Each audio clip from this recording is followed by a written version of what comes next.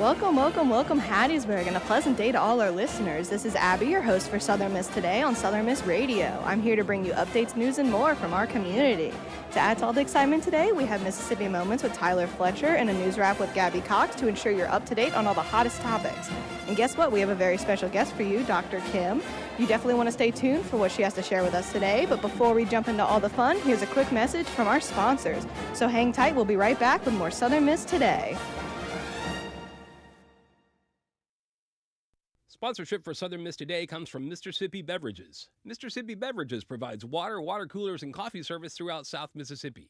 Take half of your weight in pounds. That's how many ounces of water you need a day. Mississippi Beverages can help you reach that goal by delivering fresh water to your door. To get more information or to set up a cooler and water delivery, you can call Mississippi Beverages at 601-271-2420, or you can find them online.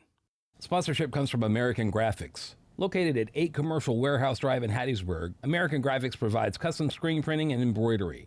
They can be reached by phone at 601-602-2277. And the website is goamericangraphics.com. American Graphics, printing at its finest. Welcome back. In campus news, a key member of the University of Southern Mississippi Division of Student Affairs Administrative Team has earned a statewide award recognizing her exceptional leadership and commitment to advancing women in higher education. Dr. Serena Cantrell, Dean of Students and Associate Vice President for Student Affairs, is this year's recipient of the Women in Higher Education Mississippi Network Leadership Award. She was presented with the award during the WHEMN 2025 conference held February 27th through the 28th at the University of Mississippi. WHEMN's mission is to identify, develop, advance, and support women in higher education, particularly in Mississippi. Before joining USM's Division of Student Affairs in 2019, Cantrell served in multiple roles in higher education student affairs administration, including as Dean of Students and the Title IX Coordinator at Mississippi University for Women. Also in campus news, the co-author of the celebrated book, The Inner Game of Music, Barry Green, will present a free talk on Friday, April 4th, 2025 at 4:30 p.m. in Marsh Auditorium on the University of Southern Mississippi's Hattiesburg campus. The book, which explores how musicians can reach their full potential in performance and learning, is just one of a series of books on human performance and learning. The event part of the Southern Miss-based symposium is free and open to the public. The Inner Game of Music explores the mind as it plays against such elusive opponents as nervousness, self-doubt, and fear of failure. Using the same principle of natural learning Timothy Galway developed so successfully for tennis, golf, and skiing, and applying them to his own field, the noted musician Green shows how to acknowledge and overcome these internal obstacles to bring a new quality to the experience of learning music. The book is also ideal for those who don't play an instrument but who feel their appreciation for music will be enhanced if they understand more about the process of playing. The annual Bass Symposium at Southern Miss will also host Green in a master class on April 4th at 1 p.m. and in a recital on April 5th at 5 p.m.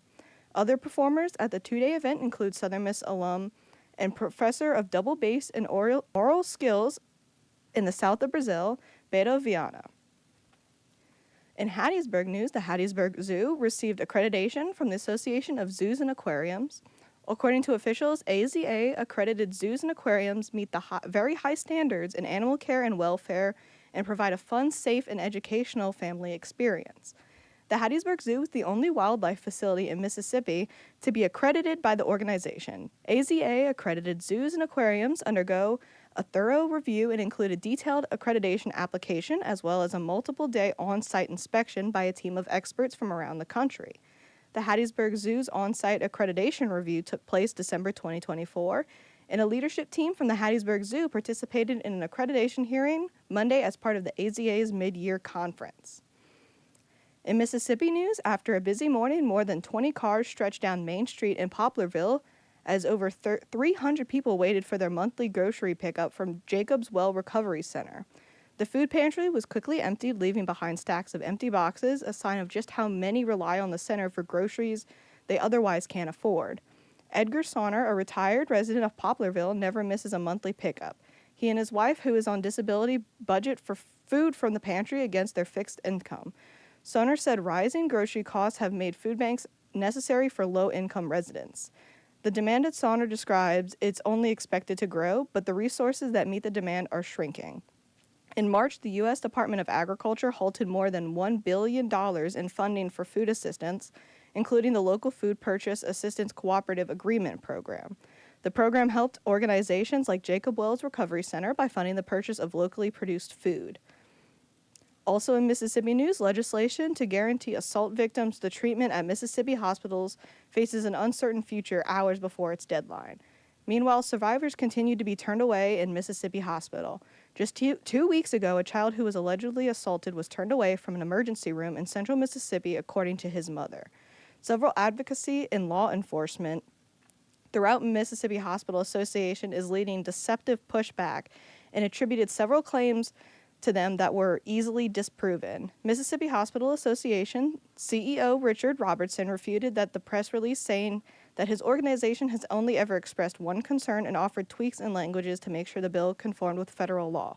According to the boy's mother, when she brought him in for a test, they said that they don't do that here and turned them away. That's your news update from Southern Miss Today. Next, we'll have the latest in sports and weather, so stay tuned. We'll be back after a word from our sponsors. Sponsorship for Southern Miss Today comes from Mississippi Beverages. Mississippi Beverages provides water, water coolers, and coffee service throughout South Mississippi. Take half of your weight in pounds. That's how many ounces of water you need a day. Mississippi Beverages can help you reach that goal by delivering fresh water to your door. To get more information or to set up a cooler and water delivery, you can call Mississippi Beverages at 601-271-2420, or you can find them online. Estos son los sonidos de una cena que casi no sucedió. Es una cena servida gracias a personas como tú. Debido a la crisis actual, 50 millones de personas pueden vivir con hambre este año. Feeding America está ayudando a los que más lo necesitan. Y si quieres, tú puedes ayudar también. Visita feedingamerica.org/en-español. Patrocinado por el Ad Council y Feeding America, la fuerza de 200 bancos de alimentos. Welcome back with our action-packed sports segment. Let's dive into the latest scores, highlights, and sports. Get your jerseys on because it's game time. Today, Wednesday, April 2nd, the softball team will be playing against Nichols. On Friday, April 4th, track and cross country will be at the Ole Miss Joe Walker Invitational until Saturday, April 5th. The beach volleyball team will be at Hub City Beach Bash, and the baseball team will be playing against Marshall. On Saturday, April 5th, the men's tennis team will be playing against Troy. The women's tennis team will be playing against South Alabama. The softball team will be playing against ULM, and the baseball team will be playing against Marshall. Head to southernmiss.com to keep up with all the Golden Eagles sports activities. As for weather today, look for a low of 71 with a low chance of rain and a high of 84. The feels like for today is 70 to 82 degrees.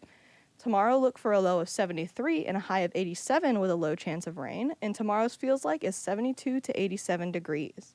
Up next, we have Mississippi Moments, produced by the Center for Oral History and Cultural Heritage, with Tyler Fletcher explaining how police funding led to police training at USM. Check it out. This is Mississippi Moments, produced by the Center for Oral History and Cultural Heritage at the University of Southern Mississippi and supported by the Mississippi Humanities Council. I'm Bill Ellison. The Crime Control and Safe Streets Act of 1968 provided funding for the training of local police officers. Tyler Fletcher explains how that funding led USM to develop a curriculum in law enforcement.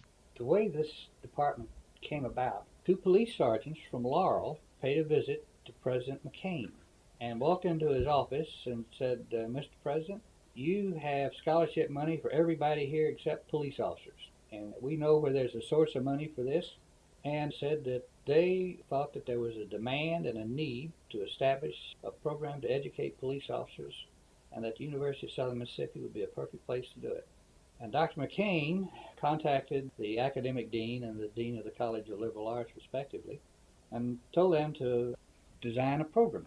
And they convened a little committee of sociologists, and they pretty well put together an interdisciplinary program that had three major parts: one political science, one sociology, and one law enforcement. And the name of the program was Law Enforcement. Bill Ellison hosts Voices of Our People World War II, a new podcast from Mississippi Moments, sponsored by the Mississippi Humanities Council. That's Voices of Our People World War II, wherever you get your podcasts. That was your Mississippi Moment for today. Coming up, we have the pleasure of hearing from Dr. Kim after a quick break. Sponsorship for Southern Miss Today comes from Mississippi Beverages. Mississippi Beverages provides water, water coolers, and coffee service throughout South Mississippi. Take half of your weight in pounds. That's how many ounces of water you need a day. Mississippi Beverages can help you reach that goal by delivering fresh water to your door. To get more information or to set up a cooler and water delivery, you can call Mississippi Beverages at 601-271-2420, or you can find them online. Put a frog in boiling water and it'll jump right out. But put a frog in cool water and slowly heat it up, that frog will boil. As veterans, we tell ourselves the lie that we can handle anything. We let the water boil. You are not a frog. If you or a veteran you know needs support, don't wait. Reach out. Find resources at va.gov/reach. That's va.gov/reach. Brought to you by the United States Department of Veterans Affairs and the Ad Council. Now, please give a warm Golden Eagle welcome to Dr. Kim. How are you? I'm good. Thank you. Awesome. Can you introduce yourself and what you're here to talk about today? Sure. Thank you for having me. I'm glad to be here. I'm currently an assistant professor of health policy and administration in the public health program at the University of Southern Mississippi School of Health Professions. Nice to meet you. Nice to meet you, too. What is the Maternal Health Study for people that may not know what it is? This study is called Maternal Health Equity Project, which is funded by the University of Southern Mississippi through Lucas grant. It aims to explore factors attributed to disparities in maternal health outcomes among African American women in Mississippi. Okay. What are you researching specifically? There are two studies associated with this project. The first study examined factors attributed to disparities in maternal health outcomes among African American women in Mississippi using a mixed method approach. The second study examines the role of receipt of social support in maternal health care utilization and outcomes among African American women in Mississippi. Okay. What is your motivation for researching this? As you may know, in Mississippi, known as the poorest state in the nation, has one of the highest maternal mortality rates in the United States. So, for example, in 2020, African American women in Mississippi had a 65.1 per 100,000 maternal mortality, right? Mm-hmm. Which is almost like 4 times higher than in white women. The CDC data shows that black women are 2 to 3 times more likely to die because of pregnancy-related issues compared to white women. Okay. What sort of data are you looking for in your research? That's a great question. I will already collect the data using a survey questionnaire that consists of 5 key sections. Demographics, including age, education, income, and marital status. Pregnancy and maternal health, including prenatal care, complications, and social support. Health behaviors, including smoking, alcohol, and substance use during pregnancy. Postpartum care, including postpartum checkups and depression screening. And one open-ended question to further explore maternal health experiences. What have you noticed data-wise specifically for access to healthcare? Like, let's see. Have you noticed that there tends to be less access to healthcare for black women rather than white women? That's a great question. I noticed that some participants mentioned that they did not have adequate access to healthcare because of maybe not enough health insurance coverage, right? Mm-hmm. Yeah, that's a good Okay. question, yes. Why are you interested in maternal health yourself? Maternal health care is essential for reducing complications and improving the health of mothers and newborns, right? Mm-hmm. So delay or inadequate access to maternal health care services increases risk for maternal mortality and adverse birth outcomes. Okay. When did you begin researching this topic? It was about 1 year ago. I received a Lucas grant from USM. I was very motivated by this issue because it's actually very like a significant problem in Mississippi, state of Mississippi, that we must address this issue.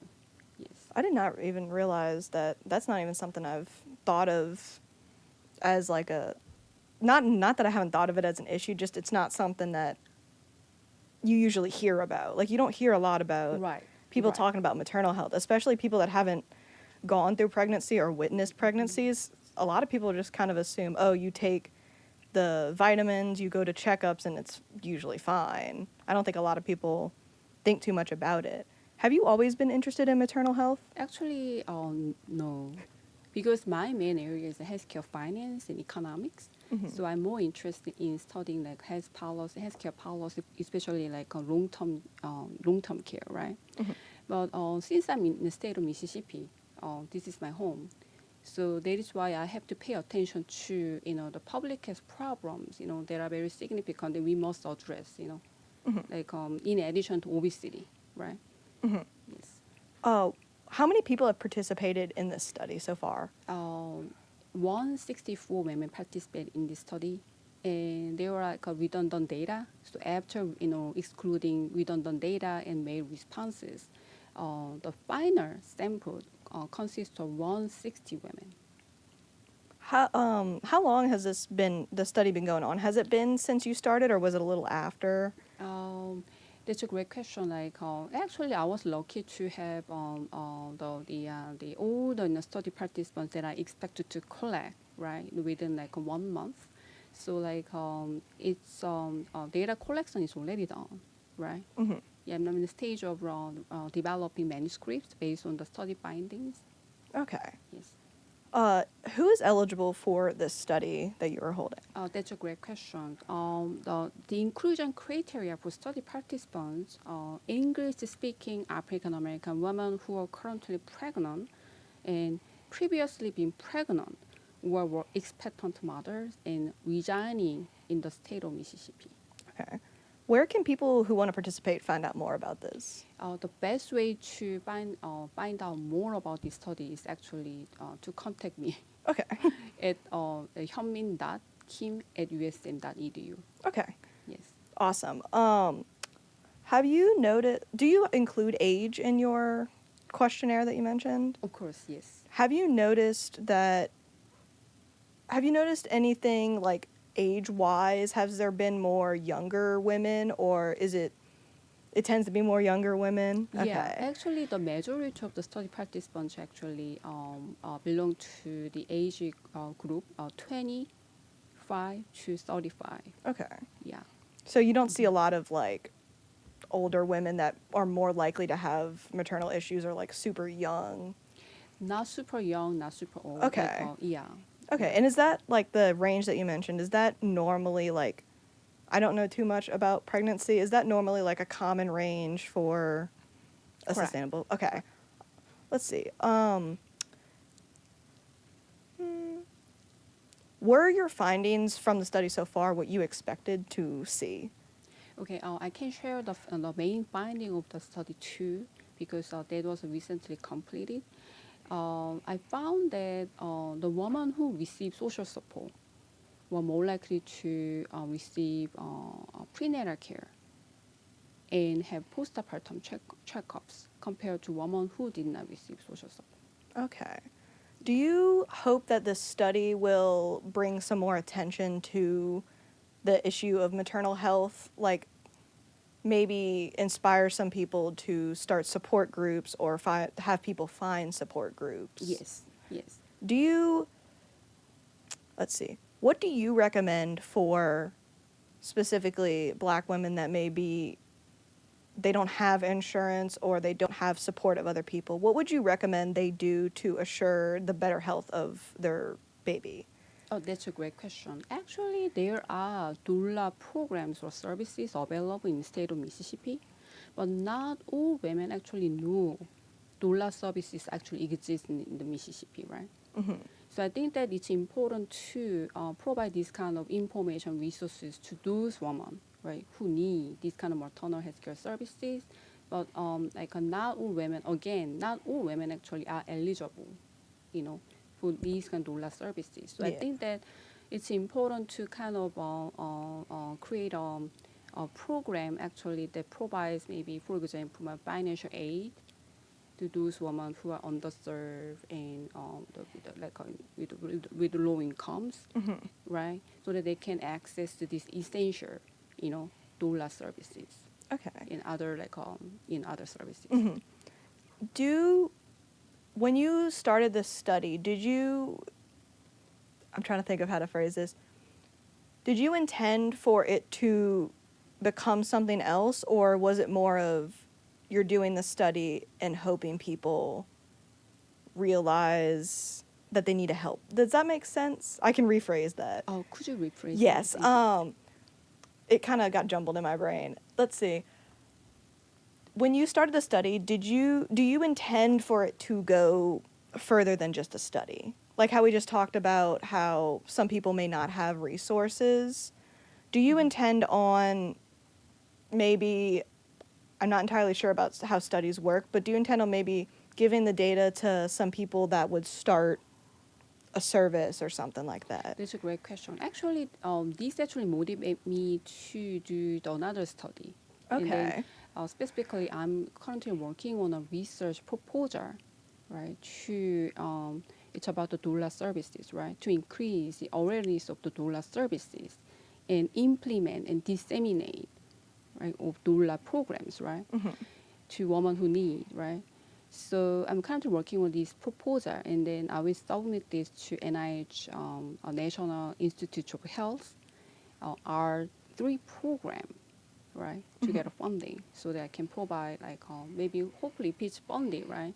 Maybe I can help those women, who are underserved, do not have adequate access to maternal health care services, even though they need, right? Yes. And on the topic of helping people that may need it, what would you personally recommend for people that may not have anyone else or they don't know where to start looking for help? So the best way to get like appropriate help or assistance, right, is actually to contact the providers firstly, right? If you don't have health insurance coverage, there are also other resources like I mentioned before, doula services available, right? So doula services are available to women with Medicaid, right? But there are actually women who are poor, but they do not have a Medicaid, right? But they still need to have access to these kind of doula services and other services, right? So I think that there are actually resources out there, like including doula services. And the important thing is we have to reach those women, right? We have to actually navigate those women, right, to provide this kind of information and resources. Yeah. And on that similar topic, what would you then recommend for people that know someone that may need help, but they don't know how to go about helping them? I think that actually most of women who are pregnant and or expectant mothers, right? They usually have husbands, right? But of course, there are other women, who do not have a husband, who do not have anybody who can, help, right? So I think that there are also other public health organizations, including health departments, for example, right? So they usually, have a maternal, health programs where they usually help those kind of women who need, right? So I think they need to contact, these kind of relevant, public health organizations, and including community health center, health department, local churches, and etc. Okay. Is there anything that we haven't talked about that you'd like to add overall? Just one motto: healthy moms, healthy babies. Awesome. Yeah, I think a lot of people don't even consider, obviously, humans come from somewhere. They have to come from somewhere. But I don't think a lot of people, in considering, continuing life on Earth, that maternal health is a big part of that, especially people either, men or people that have never been pregnant, don't realize how much help they may need, because that's another thing people don't even think about when considering other people. They don't, especially if they don't witness it themselves, it's something that people don't even think about because you don't hear it a lot. Like I said, I haven't heard, obviously I know that there's potential issues with maternal health, but I've never, that's something I didn't even consider, the study that you're talking about. Not even something I would think of, which is not, it's not a problem. Just people need to be more aware That's correct. of Yes. the issue. Yes, education is a key. Yes, especially at a school. Yeah. Yes. Yes. So thank you for coming and talking to me a about pleasure. this. Yeah. Of course. Thank you for having me. Of course. Coming up, we've got Gabby Cox reporting on Mayor Barker. Mayor Toby Barker serves as the 35th mayor of Hattiesburg. He is a graduate of USM and is currently gearing up for his next term as mayor. I think we're just getting started. I think the potential for this city is limitless. And as we approach the 150th anniversary in 8 years of Hattiesburg, we want it to be at a completely new level that makes it poised to go and compete with all those regional places that sometimes we lose that talent to, like New Orleans, like Mobile, Baton Rouge. We think we can compete at that level. And so I'm just excited about the future. Valencia Hill gives her perspective and talks about why she likes living in Hattiesburg. So something I like about Hattiesburg is that there's like a lot of things to do. There's a lot of stores here that I've never been to, or a lot of restaurants. So I find it pretty cool. I actually found this new ice cream place today with my friend that I've never been to before. So I like how there's plenty of things to do. Toby talks about why he wants to encourage USM students to stay in Hattiesburg after they graduate. We hope that students will consider staying in Hattiesburg after graduation. We'd love to help them be part of that and try to help them find employment. And I just think there's a lot to be had here in our city. I do plan to stay here after I graduate. Like I said, I'm from a smaller town. I'm a psychology major. There's more opportunities here for me than Meridian. We will look forward to what's to come for both Hattiesburg and USM. Gabby Cox, SMTV. Yeah, sorry, I gotta do that. Thank you for listening to Southern Miss Radio. We are thankful for Carl Wilson, our audio engineer, Gabby Collier, our film producer, for keeping this bird soaring. We especially want to thank Cadence Renfro, our audio producer, our program director, Adeline Fields, our booker, Austin Flores, and our general manager, Dr. Martin, as well as our lovely guest today, Dr. Kim, to talk about maternal health. That's all for today on Southern Miss Radio. Thank you for listening. Remember, fly, eagle, fly. I'm your host, Abby Buzegard.